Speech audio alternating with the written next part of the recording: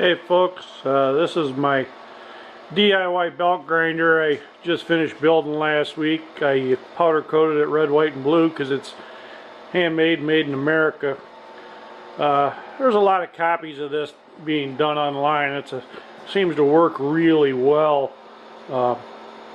One thing I did do, I purchased these rollers and the bearings. I got them from a guy on eBay with the front plate, so all I had to do was cut the angle iron and weld everything else up for the framework. One thing I did different that some people don't do is the 2-inch steel. This is 2-inch steel tubing here. The 2-inch steel tube, they say to put 1.5-inch tubing into it, but you have to grind the seam out of the inside of the 2-inch tubing.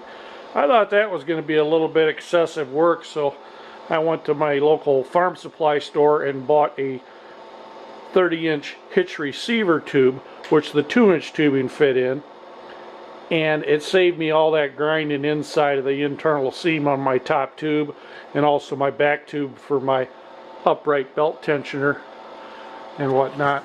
Now I have I'm fortunate enough I own a metal lathe, so I don't know if I can get in here on this or not, but this is a knurled handle for the tracking adjustment. My welding isn't the best. That's probably not my strong suit, but overall this grinder came out real good. I just bought a cheap assortment of belts and been trying it out and made a knife today. One thing when you start this thing up, I found sometimes when it first starts the belt wants to wobble off. I adjust my tracking up and then I turn it on. And when you turn it on, then I back my tracking off.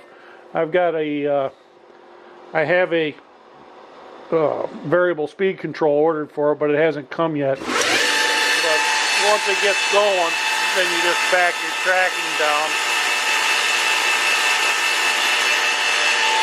till your belt walks away. And then you get it where you want it. And it works real good. I made my first knife today with it.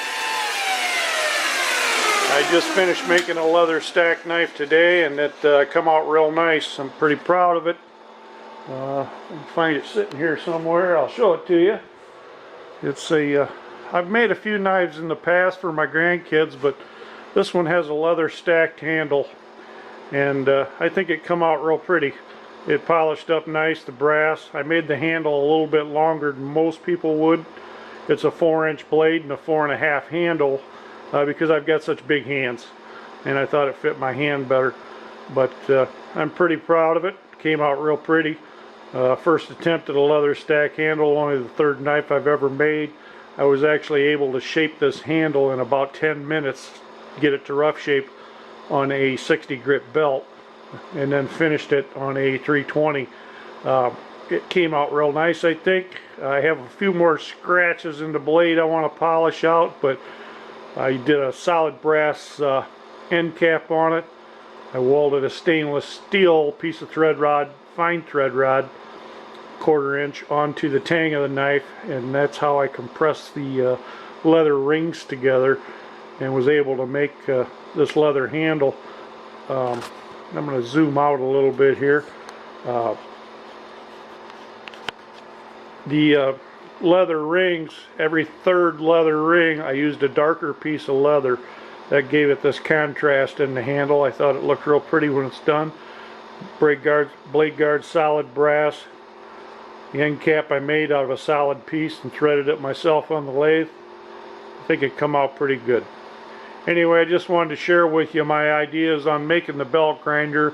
I thought maybe it'd save a lot of people a lot of headaches. I think it was well worth spending $32 on a steel tube. Overall on my belt grinder, I probably have about, I think I paid $110 for this front plate and for the wheels with bearings on eBay. And I had all the 2-inch steel, I had all the flat stock steel for the base.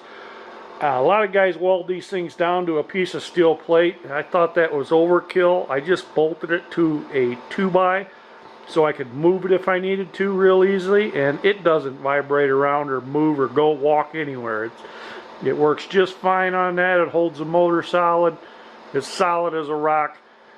I can't see a thing wrong with the way that I did it, other than my welding really stinks, but you know, it's not going to come apart. So anyway, that's about it. I hope my idea of buying a receiver tube helps. Overall, I've got less than $150 in a knife grinder that if you went to buy one, it'd probably cost you $1,200 or more. So there you have it. Have a good one. Thank you.